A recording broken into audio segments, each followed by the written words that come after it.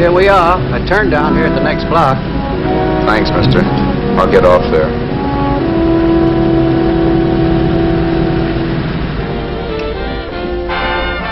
Want anything else? No. Hey, you. Me? Yeah, you. Where you heading? East. Too bad. I thought if you was heading north, I might be able to help you out. I'm pushing the Salt Lake, and I don't like to ride it alone at night. I'm one of those guys that got to talk or I fall asleep. Oh. Sure, now, my partner, he's got Lou to keep him company, but I ain't got nobody at all. Where you coming from?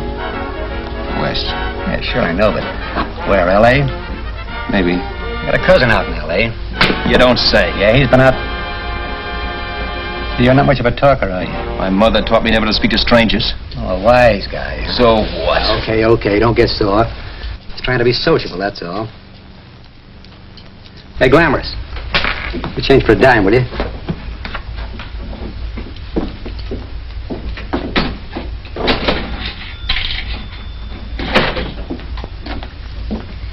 Let's have something quieter this time, Joe. My head's splitting. Is that what's wrong with it? Done with your coffee? No. And don't rush me, will you?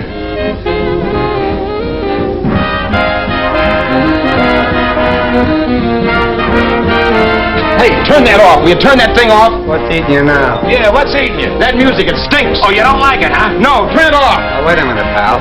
That was my nickel, see? This is a free country. And I play whatever I wanted. Okay. Sure. And if you don't like it, you don't have to listen to it. And you can leave here anytime you want to. Okay. I'm sorry I asked. First good piece played tonight and you don't like it. Some people just ain't got any good taste.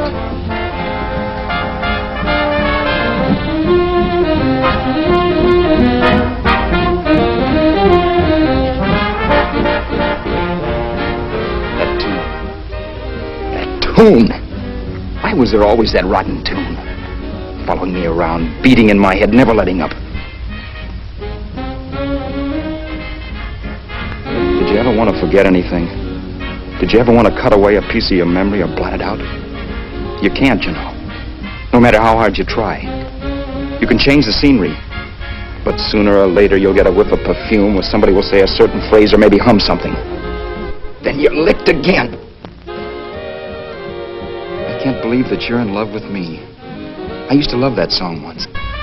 So did the customers back in the old Break at Dawn Club in New York. I can't remember a night when I didn't get at least 3 requests for it. Sue, she was always selling it too. Those were the days.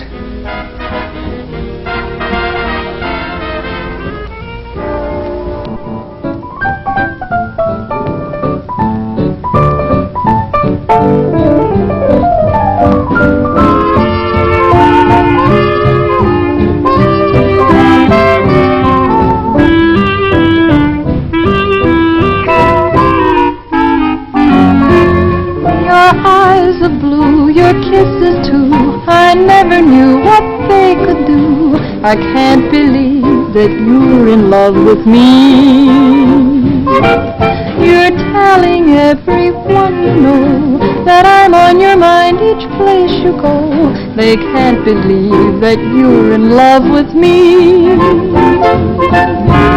I have always placed you far above me. I just can't imagine that you love me. And after all is said and done, to think that I'm the lucky one, I can't believe that you're in love with me.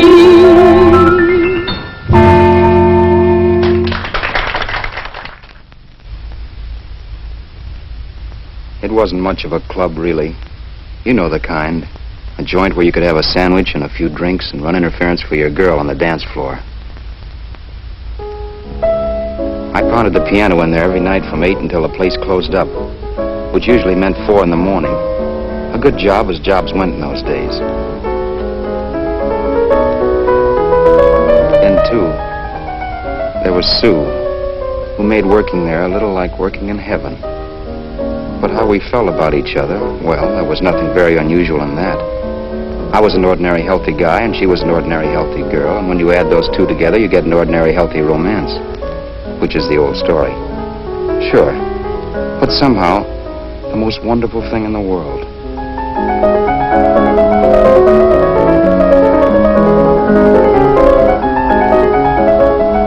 All in all, I was a pretty lucky guy.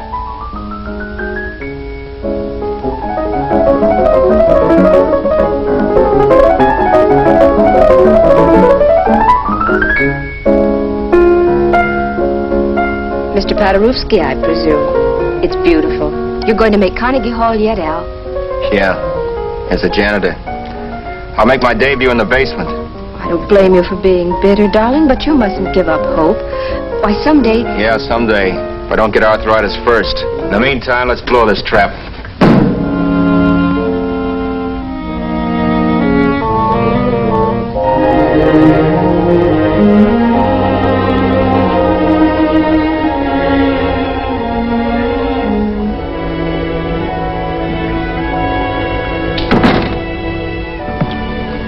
Like to get something to eat, hon? Oh, I don't think so, Al.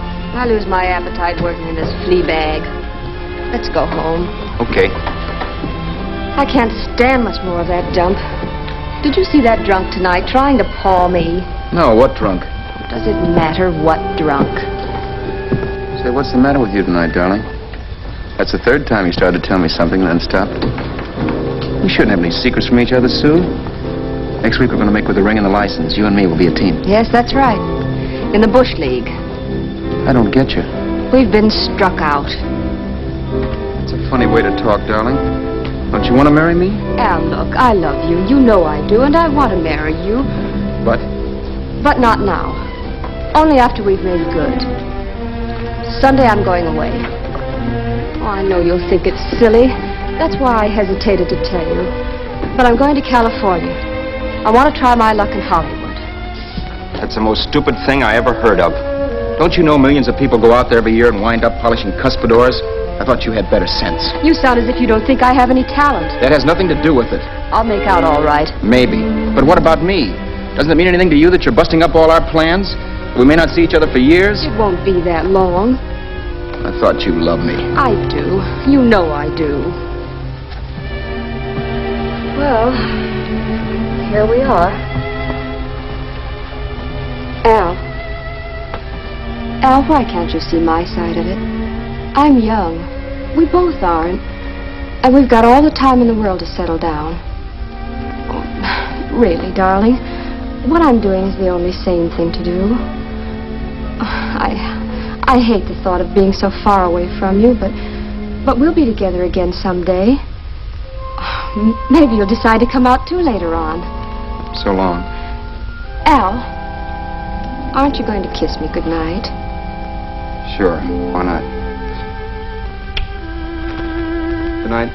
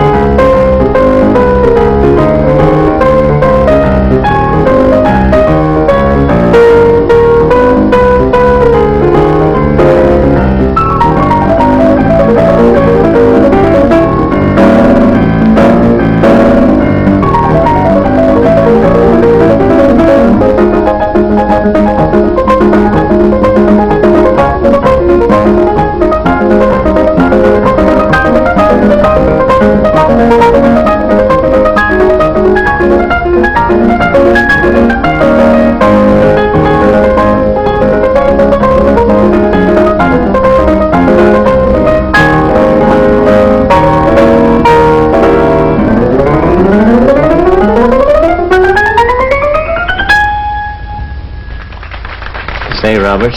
You hit the jackpot this time. $10. Thanks.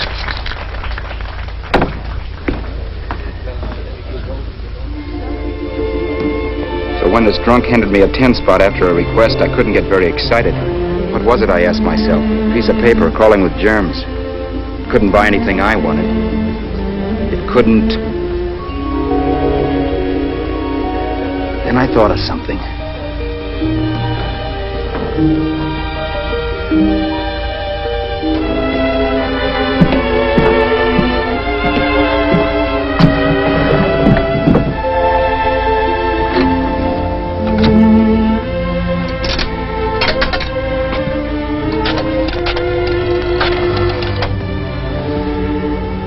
Long distance.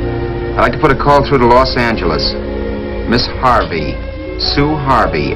Harvey. The number is Crestview 65723.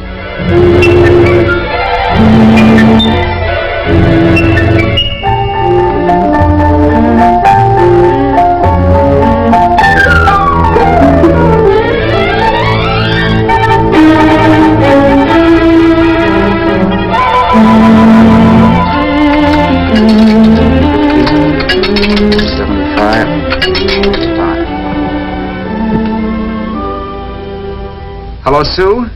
This is Al. Oh, baby, it's great to hear from you, too. What's that? You do? Oh, me too, darling. I thought I'd go batty without you. I just had to... Huh? You're working as a hashlinger? Gee, honey, that's tough. Those guys out in Hollywood don't know the real thing when it's right in front of them. You just stick it out, Sue, baby. Keep going around to those casting offices. I'm sure you'll click. Look, I'll tell you what. You stay put out there, I'll come to you. No, don't try to stop me. Just expect me. Train? Who knows? Train, plane, bus, magic carpet. I'll be there if I have to crawl. If I have to travel by pogo stick. And then, let's get married right away, huh? That's the stuff. That's what I've been wanting to hear you say. Well, goodbye for now. I'll be seeing you soon. Yeah.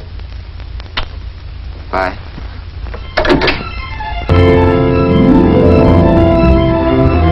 The only way I could cross country was to thumb rides. For even after hawking everything, I only had enough money to eat. Money. You know what that is. It's the stuff you never have enough of. Little green things with George Washington's picture that men slave for, commit crimes for, die for. It's the stuff that has caused more trouble in the world than anything else we ever invented. Simply because there's too little of it. At least I had too little of it. So it was me for the thumb.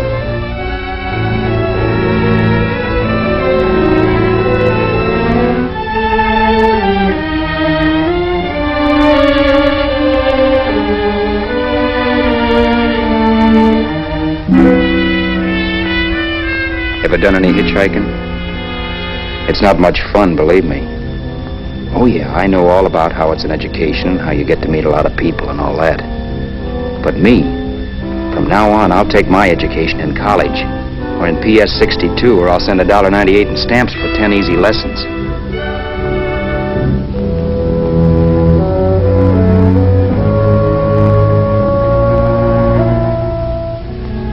Thumbing rides may save you bus fare, but it's dangerous. You never know what's in store for you. You hear the squeal of brakes. If only I had known what I was getting into that day in Arizona. Here, throw that in the back seat. Okay, let's go. Make sure that door's closed.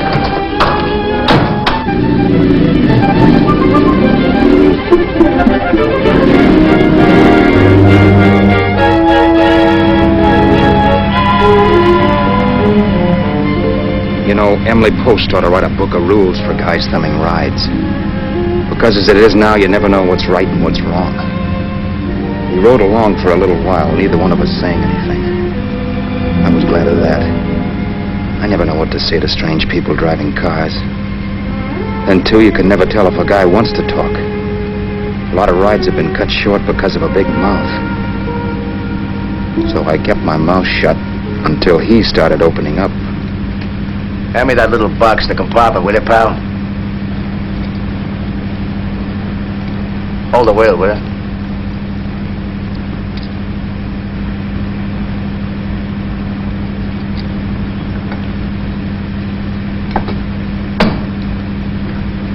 How far are you going? L.A. Well, you're really traveling, aren't you? Yeah, but I don't expect to make it for a couple of years at the rate I've been promoting rides. Not much luck, huh? Sure, all bad. Not many people stop for a guy these days. Afraid of a stick-up, maybe. Well, you can't blame them. Where you coming from? New York? Well, New York. You're in luck this time. I'm going all the way. Right through to Los Angeles. You drive a car? Sure. Whenever you're tired, let me know. I'll holler. I guess at least an hour passed before I noticed those deep scratches on his right hand. They were wicked. 3 puffy red lines about 1/4 inch apart. He must have seen me looking at them because he said, Beauties, aren't they? They're gonna be scars someday. What an animal. whatever it was, it must have been pretty big and vicious to have done that.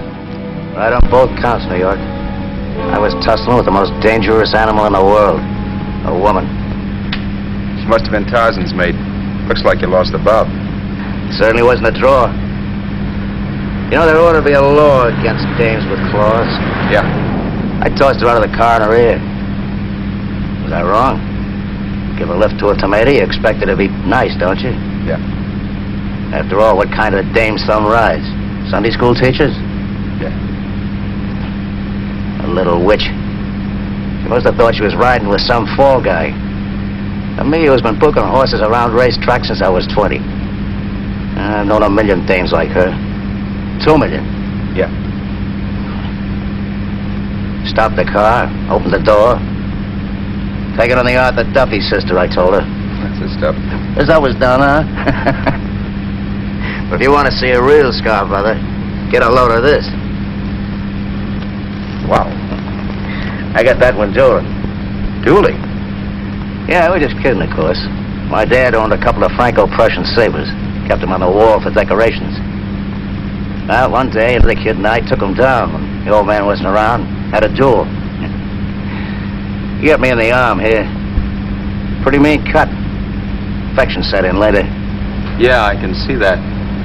Now, give me that box again, will you? Yeah.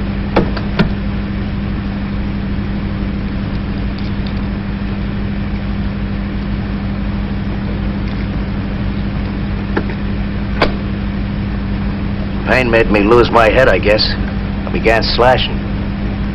Before I knew it, I'd put the other kid's eye out. That was tough. Well, it was just an accident, of course. But you know how kids are. I got scared, decided I was going to run away from home. Old man almost caught me when I was packing my duds. The bloody rag I had wrapped around my wrist hadn't caught his attention. You'd seen the bundle for sure. But I beat it when he was phoning for a doctor. That was 15, 16 years ago. I haven't been home since. Pull in there for a bite or something, huh? A bite or something. Brother, was I hungry. I hadn't had anything in my stomach for hours. Yet even with that gnawing in the pit of my belly, I didn't want to be in too big a rush to put on the feed bag. First, I had to make sure this guy knew the score. If I got him down on me, goodbye ticket to Hollywood. I'll wait out here for you, mister. If it's the money, don't worry about paying for it. This time it's on me. Well, that's what... Haskell, think nothing of it. You make your first million, maybe you can do the same for me. Come on, New York. I gotta make the West Coast by Wednesday. There's a horse running at Santa Anita named Bicycle. Means dough to me if I'm on him. We'll make it all right. He did most of the talking during the half hour we were in the place. I ate. He rambled on about his old man, whom we hadn't heard from since he ran away as a kid. Now he happened to become a bookie. And then all about how he got rooked in Miami. One race, 38 grand. They cleaned out my book. How do you like that? That was tough luck. Yeah, and I'm supposed to be the smart guy. Well, you just wait. I'm going back to Florida next season with all kinds of jack. And you watch those stinkers run for cover. Want anything else? No, thanks. I've had plenty.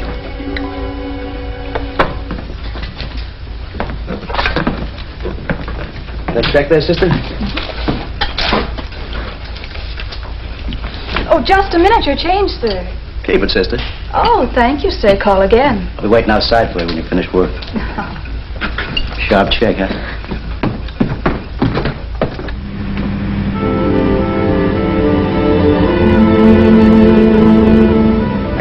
that night while Haskell slept like a log. After a while, I began to get sleepy myself. I was happy, though. Soon I'd be with Sue again. The long trip was practically over, and there'd be no more hoofing it down the concrete. I began to think of the future, which couldn't have been brighter if I'd embroidered it with neon lights. It was nice to think of Sue shooting to the top. It's amazing what a full belly can do to your imagination. Your eyes are blue, your kisses too. I never knew what they could do. I can't believe that you're in love with me. You're telling everyone you know I'm on your mind each place you go. I can't believe that you're in love with me.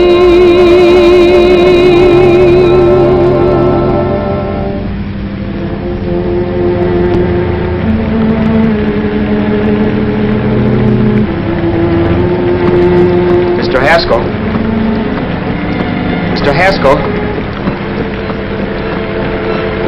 Mr. Haskell, wake up, it's raining. Don't you think we ought to stop and put up the top?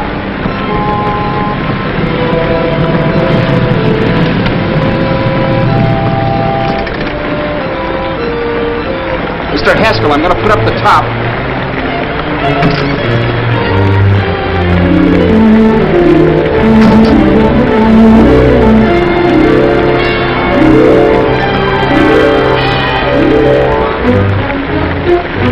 Until then, I had done things my way.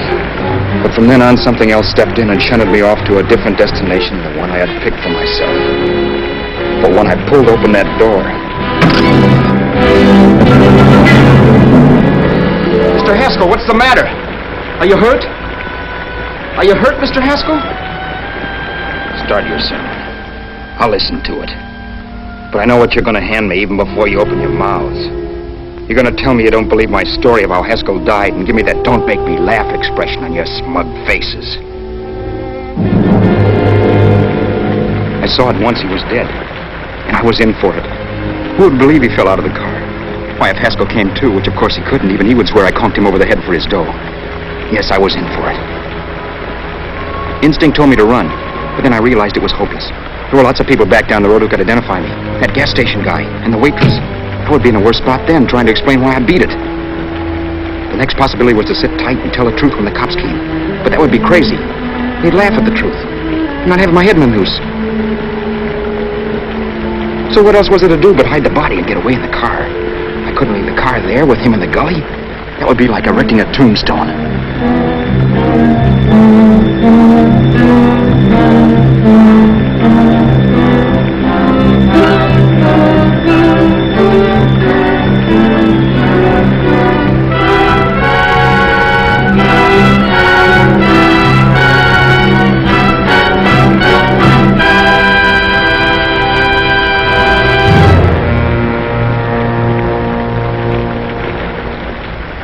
My idea was to cover him with brush, not to rob him. But then I remembered that even if I only drove the car for 100 miles or so, I would need money for gas. Besides, it was stupid of me to leave all that money on a dead man. Not only that, I'd have to take his driver's license in case I was stopped for something. I didn't like to think about it, but by that time I'd done just what the police would say I did, even if I didn't. My clothes. The owner of such an expensive car would never be wearing them. Some cop might pull me in on suspicion.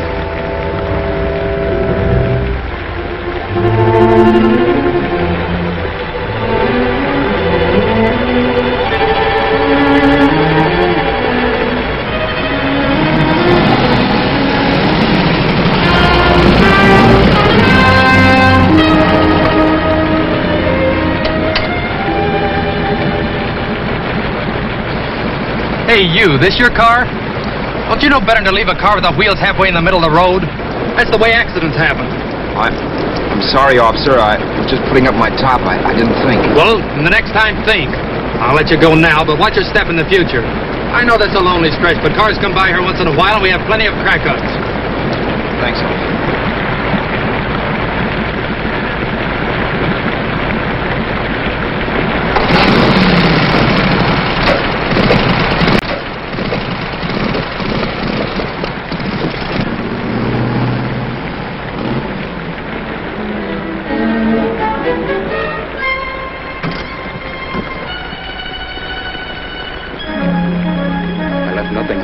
give me away as Roberts. If they found a dead man in the gully now, it would be me.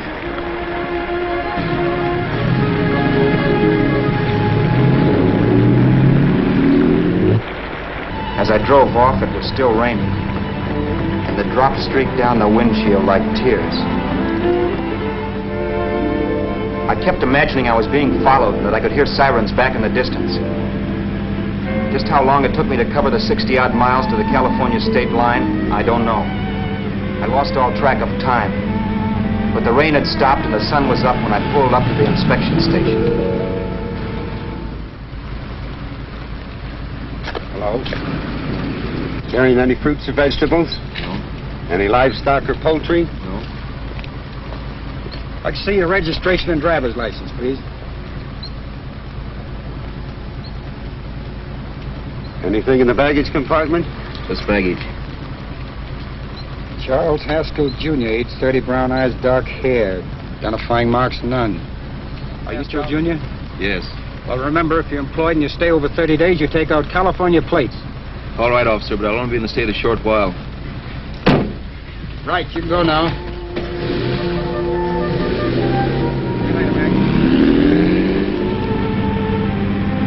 I couldn't drive any farther without some sleep. Cops or no cops, I knew I had to hit the hay hard. I was dead tired.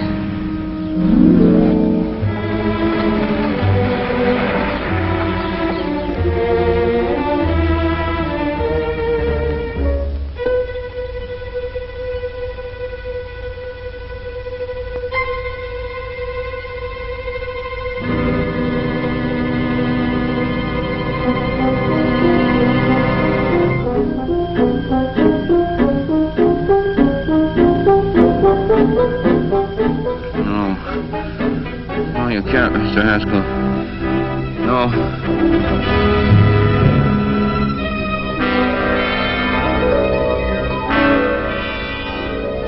Mr. Haskell, you can't die. I think I did it. No, Mr. Haskell. No. No.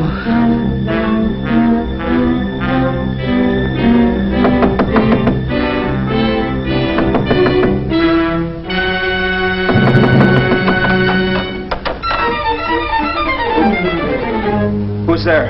It's the maid. Can I come in and clean? Later. In a half hour. All right, sir.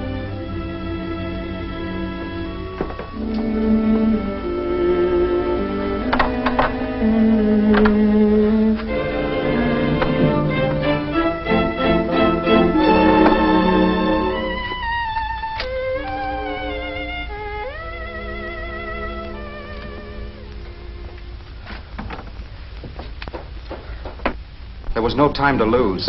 Every minute I had to be Charles Haskell was dangerous. And I'd have to be Charles Haskell until I got to some city where I could leave the car and be swallowed up.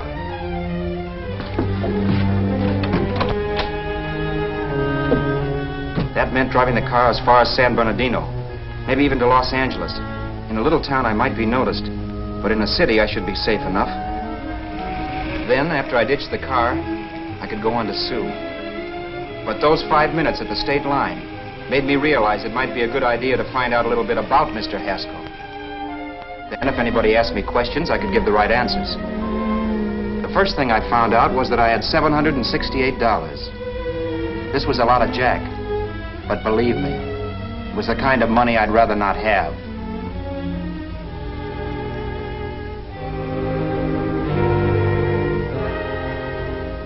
And then I found out from a letter Haskell was carting around in his bag that he wasn't the open-handed, easygoing big shot who went around buying dinners for strange hitchhikers.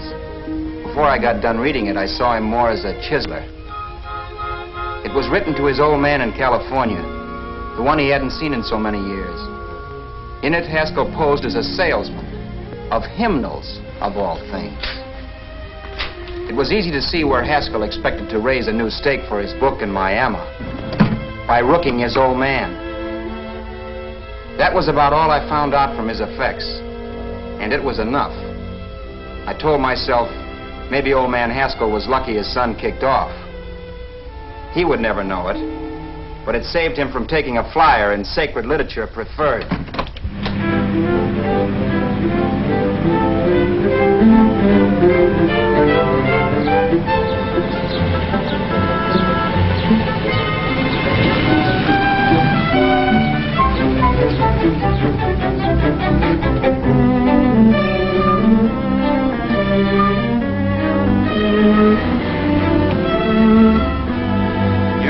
At Desert Center, I pulled up for water. There was a woman. Hey, you! Come on if you want to ride.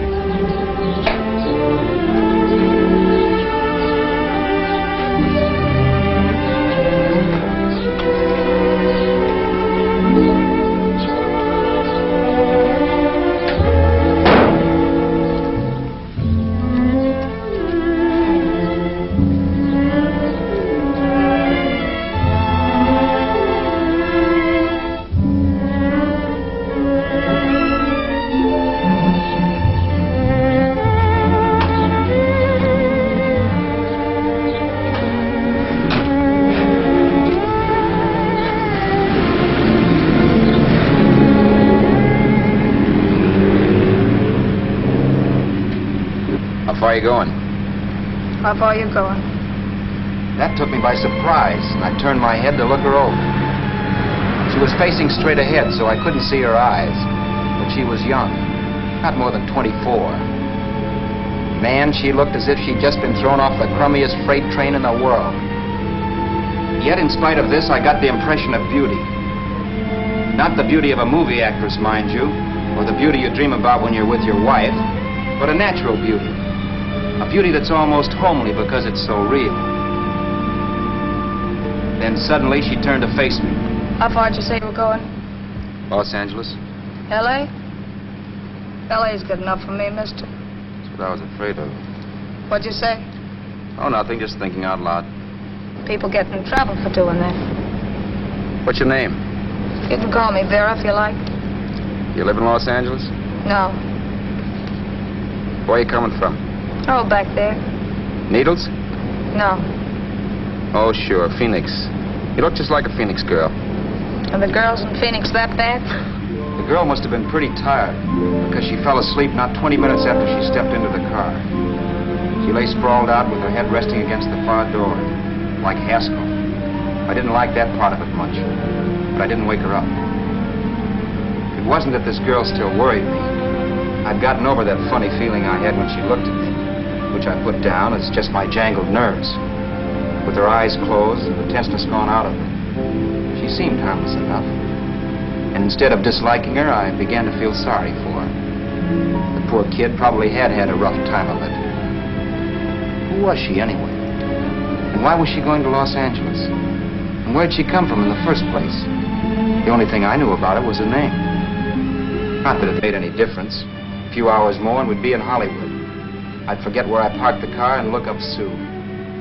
This nightmare of being a dead man would be over. Who this dame was, well, it was no business of mine. Where did you leave his body? Where did you leave the owner of this car? You're not fooling anyone. This buggy belongs to a guy named Haskell. That's not you, mister. You're out of your mind. That's my name, Charles Haskell. I can prove it. It's my driver's Save license. yourself the trouble, mister. Having Haskell's wallet only makes it worse. It just so happens I rode with Charlie Haskell, all the way from Louisiana. He picked me up outside of Shreveport. You rode? You heard me. Then it all came back to me. All the talk about dueling and scars and scratches. There was no doubt about it. Vera must be the woman Haskell had mentioned. She must have passed me while I slept. Well, I'm waiting. My goose was cooked. She had me. That Haskell guy wasn't dead yet. He wasn't stretched out stiff and cold in any Arizona gully. He was sitting right there in the car, laughing like mad while he haunted me. Well? There was nothing I could say. It was her move. Vera, whatever her name was just my luck picking her up on the road. It couldn't have been Helen, or Mary, or Evelyn, or Ruth. It had to be the very last person I should ever have met. That's life. Whichever way you turn, fate sticks out a foot to trip you.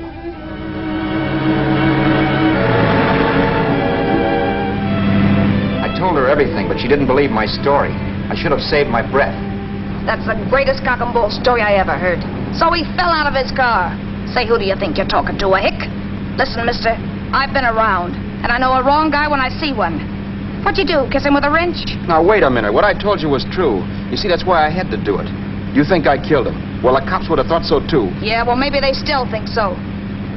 What makes you so sure I'll shut up about this? Girl, I'm innocent. Give me a break, will you? It won't do me any good having you pinched. The cops are no friends of mine. Now, if there was a reward, but there isn't. Thanks. Don't thank me yet. I'm not through with you by a long shot. Let's see that roll.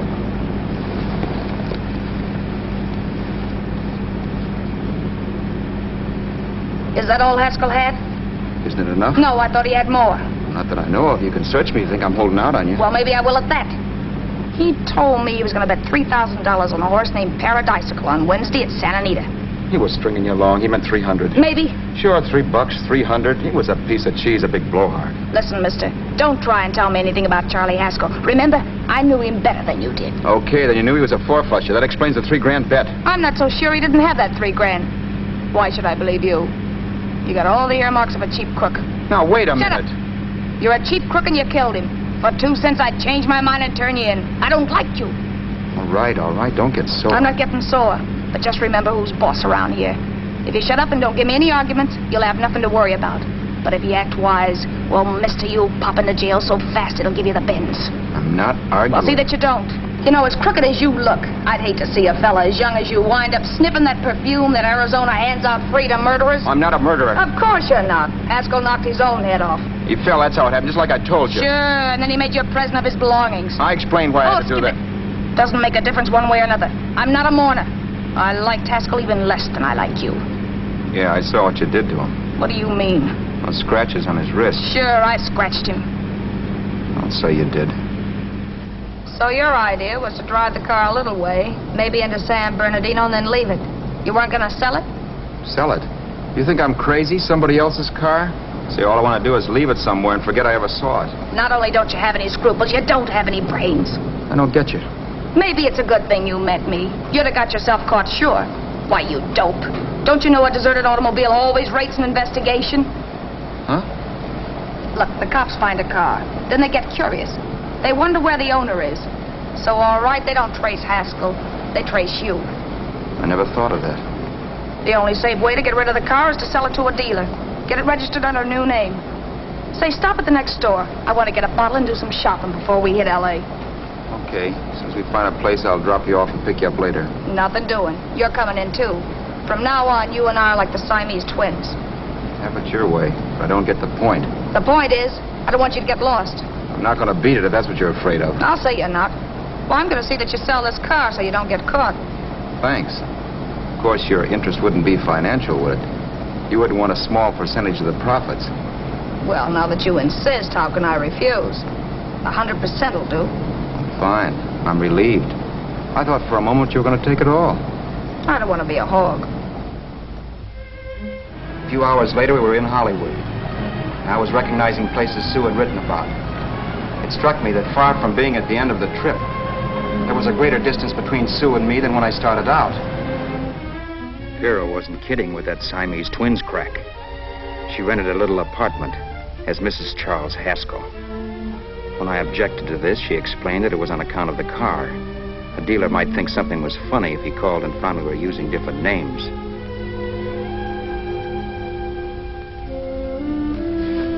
Home, sweet home. Yeah. Not bad, either.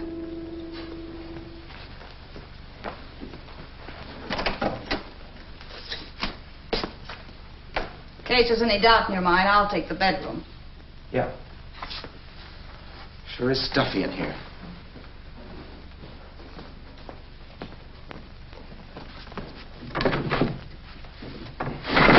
Keep the window shut. Okay.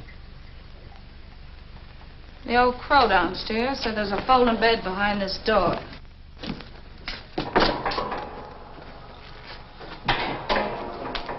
You know how to work it? I invented it. Some joint. One can't have everything.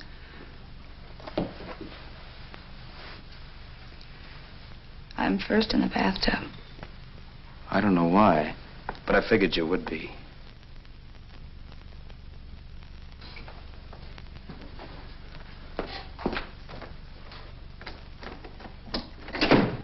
Boy, oh boy. It sure feels good to be clean again. I must be 10 pounds lighter. You must be. Well, hitching rides isn't exactly the way you keep your schoolgirl complexion. I wish that guy with the sacks would give up. Gets on my nerves. Forget it. Have a drink. Aren't you afraid I might take you up on it? If I didn't want to give you a drink, I wouldn't have offered it. Why be a sorehead, Roberts? You got yourself into this thing. You should be grateful I'm not turning you in.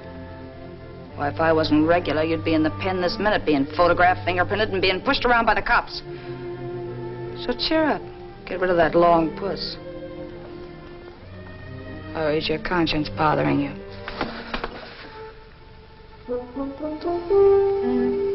No.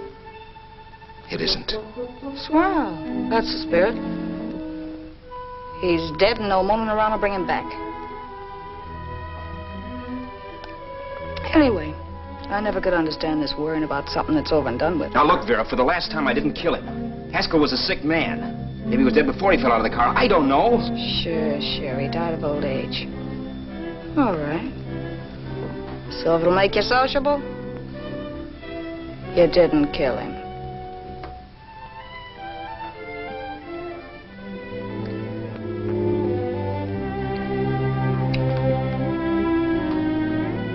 Thanks.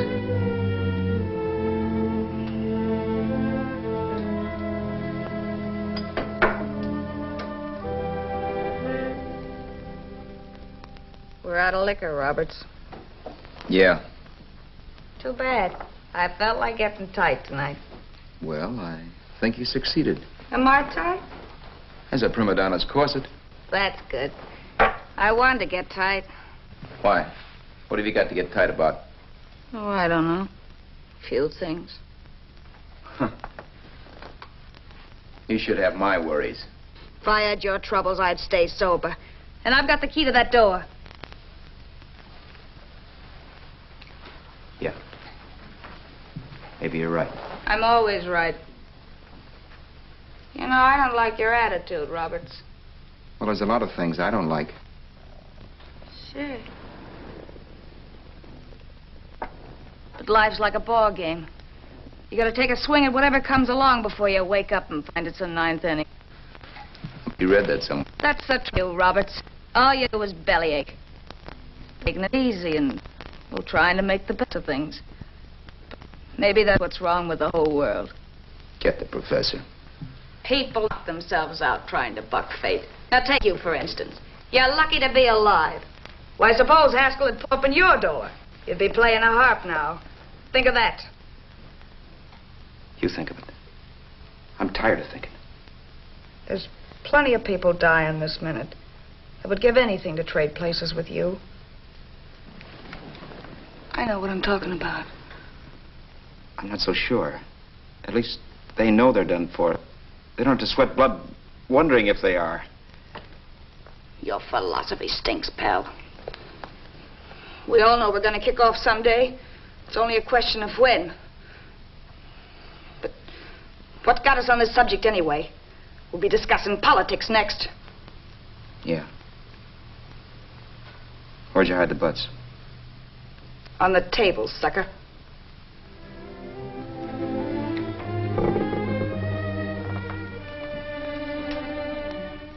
We bored each other with conversation for a couple of hours longer. Every 5 minutes, one of us was wishing we had another bottle or a radio or something to read. Then finally, we ran out of chatter. I know it's only 11 o'clock, but I want to get up early and make the rounds of the used car lots. No hurry about that. We got all the time in the world. Maybe you have, but if you think I want to stay cooped up in this place any longer than I have to, you're batty. It's not a bad place. We pay plenty for diggings like this in New York. I wouldn't like it if it was the Ritz.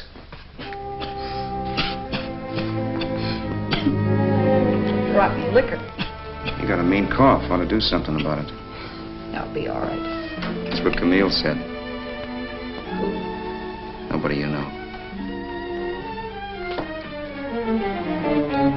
Wasn't that the dame that died of consumption? Yeah. Wouldn't it be a break for you if I did kick off? You'd be free with all Haskell's dough and car. I don't want to see anybody die. Not even me. Especially not you. One person died of me. If you did, well, that's all I need. You don't like me, do you, Roberts? Like you? I love you. My favorite sport is being kept prisoner. After we sell the car, you can go to blazes for all I care. But not until then.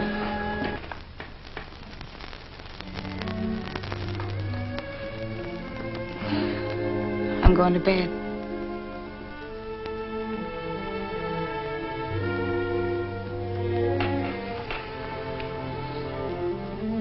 Good night, Roberts. Don't try and sneak away during the night. All the doors are locked. Anyway, if I find you gone in the morning, I'll notify the police. They'll pick you up. Don't worry, I know when I'm in a spot. Well, good night. I hope that portable rack isn't too uncomfortable for you. Don't lose any sleep over it, will you, Vera?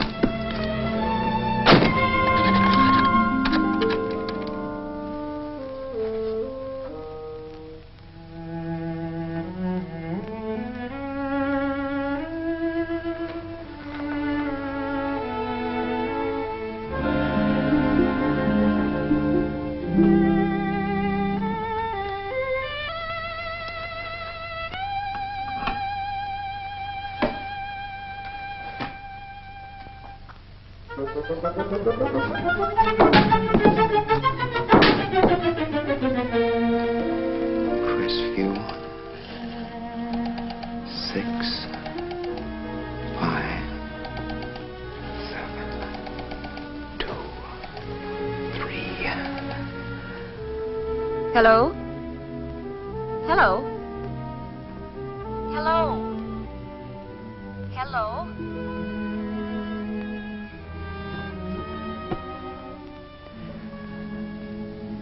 No. Not yet, darling. Tomorrow. Maybe. If this were fiction, I would fall in love with Vera, marry her, and make a respectable woman of her. Or else she'd make some supreme Class A sacrifice for me and die. Sue and I would bawl a little over her grave and make some crack about there's good in all of us. But Vera, unfortunately, was just as rotten in the morning as she'd been the night before. All right, I'm coming. Look, Vera, it's almost noon. So what? The dealers will be there all day? They'll be there all year, too, but it doesn't wait that long.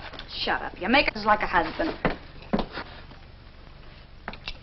Well, do I rate a whistle? You sure do, but let's go. Let's go, let's go. I spent $85 in 2 hours preparing bait, and all you can say is let's go. Come on.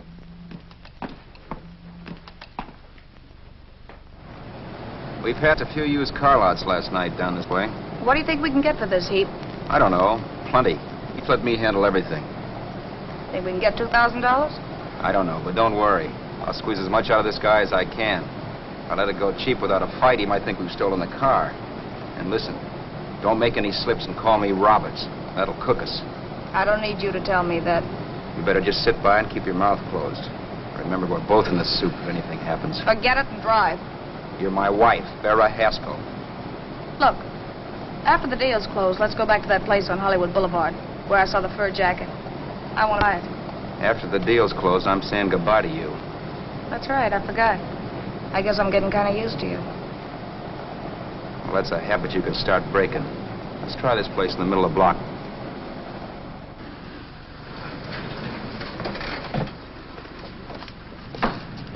Good afternoon. What can I do for you? We're interested in selling a car. If the price is right.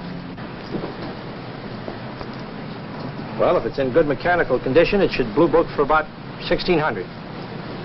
Tony, take a look at this motor. 1,600. Are you kidding?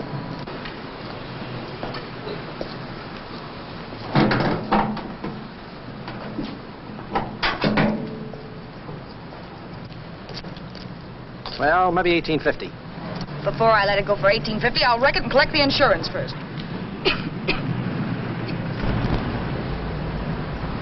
Lately, this motor's seen a lot of driving.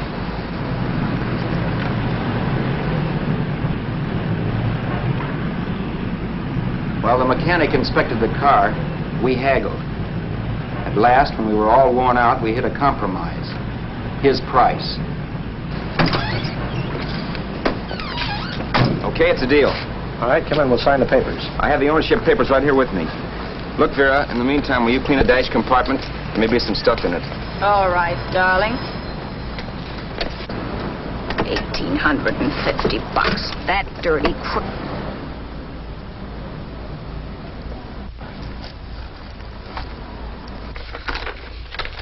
In New York, huh? Yeah. But you bought the car in Miami. Yeah. Well, now let's see about the insurance. We can either have it transferred or canceled. What kind of insurance do you have, Mr. Haskell? Well, aren't all the papers there? I don't see any. Surely you know what type of insurance you carry in the car. The name of the company?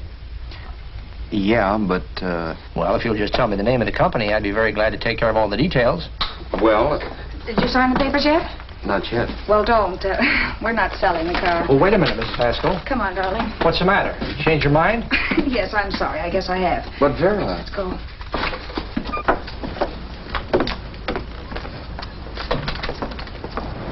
You got me out of a tight spot, Vera. But I still don't understand all this. You will in a minute.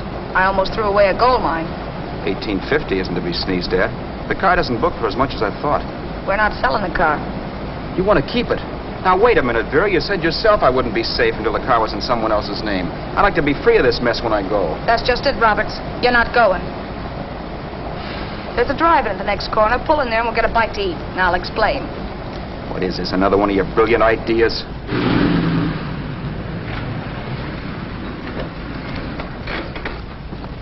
Oh, I take your order? Make mine a ham sandwich and coffee. And for you, sir? Oh, I don't care. The same. Thank you.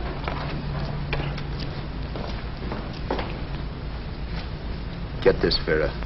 I've been pretty patient so far. I've done everything you asked me to do, but no more. Shut up. You've taken Haskell's money. And you can have the dough we get from selling the car. But you're not going to keep me a prisoner. Not going to keep me a prisoner. It's a good thing I bought the paper. Take a look at that. Vera, I'm in no mood. Read that.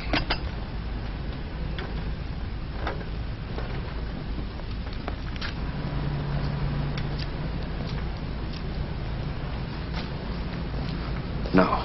Yes. No, I won't do it. Yes, you will. You think I'm crazy? It's impossible, I tell you. Excuse me.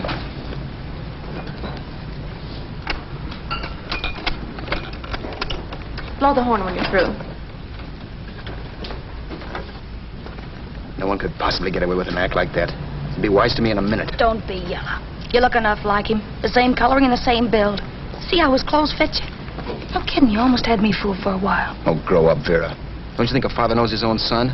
And there must be other relatives. The father won't have to know you. We'll wait till he gives up the ghost. He's an old geezer and he won't pull through. And as far as other relatives are concerned, they haven't seen you in 15 or 20 years. Eat. I'm not hungry. And I won't do it. It's not as tough as it sounds. Remember, you've got all kinds of identification. His car, letters, license. I could never get away with it. It's the stupidest thing I've ever heard. The old boy has scads of dough. Look in the paper there. Personal fortune assessed at over $15 million. He'll leave plenty, I tell you. Maybe he cut off his son. How do we know? It's out, Vera. I won't have anything to do with it. I think you will. Look, Vera, I'll do anything within reason. But not that. So forget it. Find yourself another stooge. You sap. You'll be fixed for the rest of your life as Charlie Haskell. You can take your inheritance and go away. No more worrying about the rent, no sweating, scheming, wondering where your next meal's coming from. Think about that, Roberts. Vera, please, you're talking too loud. On this, I'm splitting 50-50 with you. Sure, why not? We're both alike, both born in the same gutter. Now, take it easy, Vera. There's people around here. You don't know what you're talking about.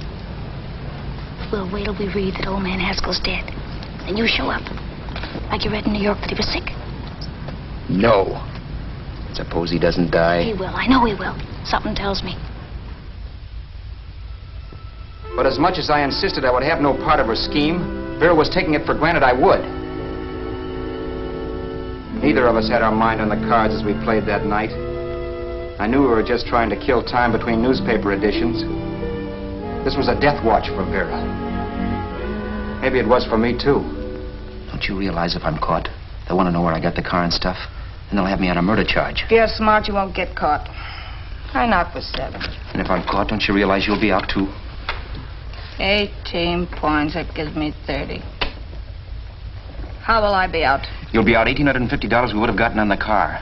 Really, Vera, you'd be an awful chump if you threw away all that dough on a dizzy long shot. Let me sell the bus tomorrow. With the money it'll bring and what you've already got, a clever kid like you can run it up in no time.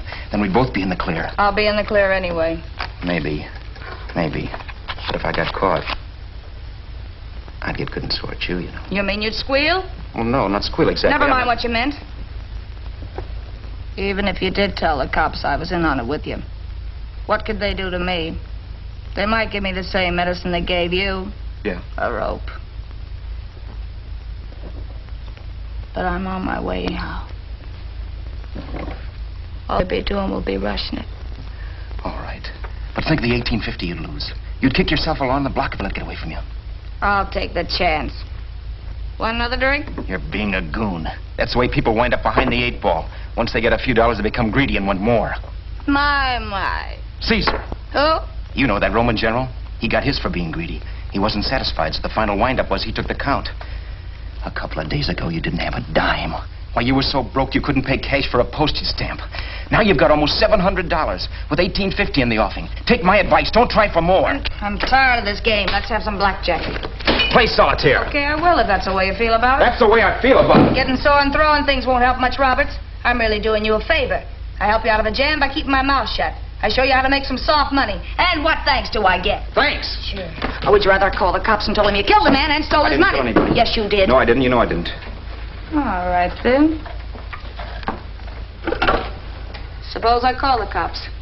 If you're innocent, what do you got to be scared of? Okay. Call them, you mutt. Go ahead and call them, see if I care. At least they'll give me a square deal. You want me to call them? You heard me. But I'm warning you.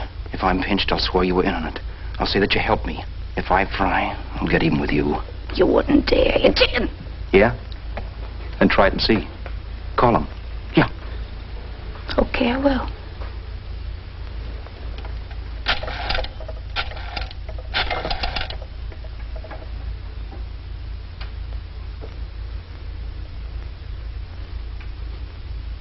Information? I want the number of the Hollywood police station.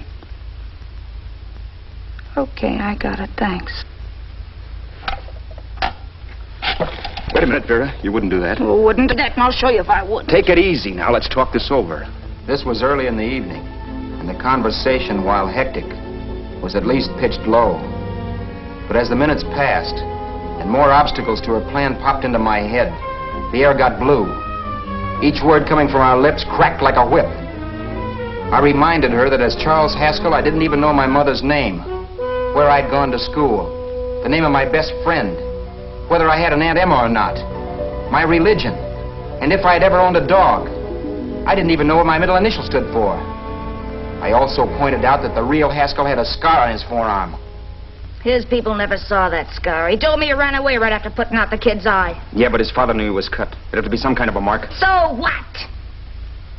The old man's dead, or will be. I hope by tomorrow morning's papers.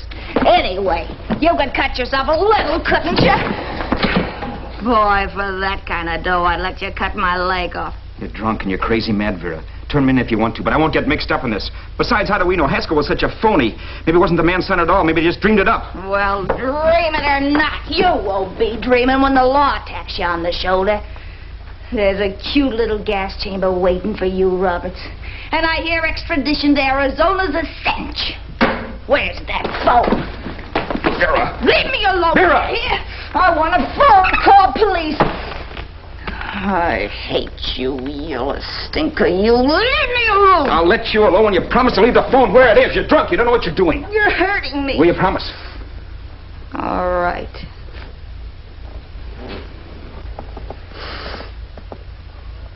You hurt me. I'm sorry, but...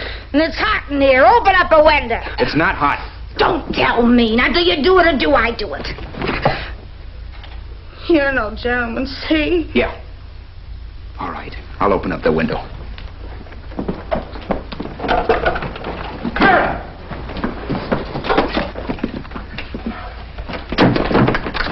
Vera, open the door. Please open the door. Vera, open the door. Don't use the phone. Listen to me. I don't like you, Roberts. You're no gentleman, see? You hurt my hand, and I'm going to get even with you. If you don't open the door, I'm going to kick it down, Vera. Vera, don't call the cops. Listen to me. I'll do anything you say. Vera, let me in. I'll break the phone.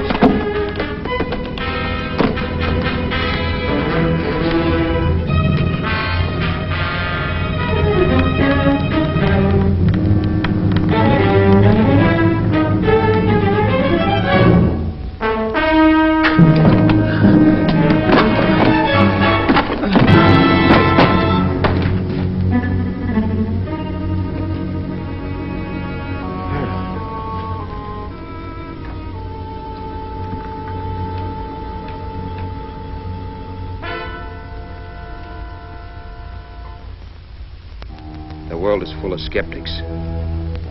I know. I'm one myself. In the Haskell business, how many of you would believe he fell out of the car? And now, after killing Vera without really meaning to do it, how many of you would believe it wasn't premeditated? In a jury room, every last man of you would go down shouting that she had me over a barrel and my only out was force. The room was still. So quiet that for a while I wondered if I had suddenly gone deaf. It was pure fear, of course. And I was hysterical. But without making a sound. Vera was dead. And I was her murderer. Murderer? What an awful word that is. But I'd become one. I'd better not get caught. What evidence there was around the place had to be destroyed. And from the looks of things, there was plenty. Looking around the room at things we'd bought was like looking into the faces of 100 people who'd seen us together and who remembered me. This was the kind of testimony I couldn't rub out. No. I could burn clothes and hide bottles for the next 5 years. There'd always be witnesses. The landlady, for one. She could identify me. The car dealer, the waitress in the drive-in, the girl in the dress shop, and that guy in the liquor store. They could all identify me. I was cooked. Done for. I had to get out of there. While once I'd remained beside a dead body, planning carefully how to avoid being accused of killing him, this time I couldn't. This time I was guilty. Knew it. Felt it. I was like a guy suffering from shock. Things were whirling around in my head. I couldn't make myself think right. All I could think of was the guy with the saxophone and what he was playing. It wasn't a love song anymore. It was a dirge.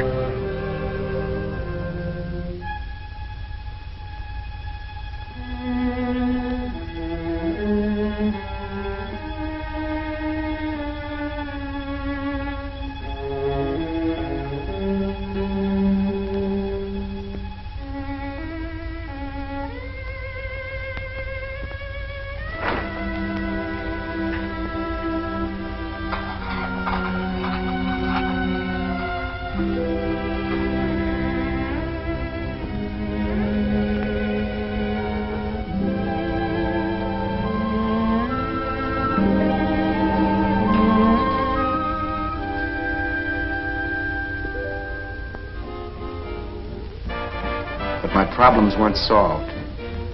I had to stay away from New York for all time. Because Al Roberts was listed as dead and had to stay dead. And I could never go back to Hollywood. Someone might recognize me as Haskell. Then, too, there was Sue. I could never go to her with a thing like this hanging over my head. All I could do was pray she'd be happy.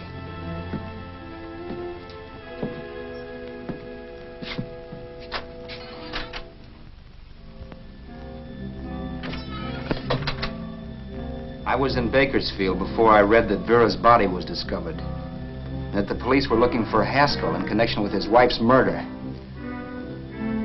Isn't that a laugh? Haskell got me into this mess, and Haskell was getting me out of it. The police were searching for a dead man. I keep trying to forget what happened. And wonder what my life might have been if that car of Haskell's hadn't stopped. But one thing I don't have to wonder about. I know. Someday a car will stop to pick me up that I never thumbed.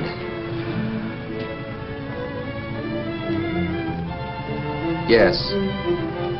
Fate, or some mysterious force, can put the finger on you or me for no good reason at all.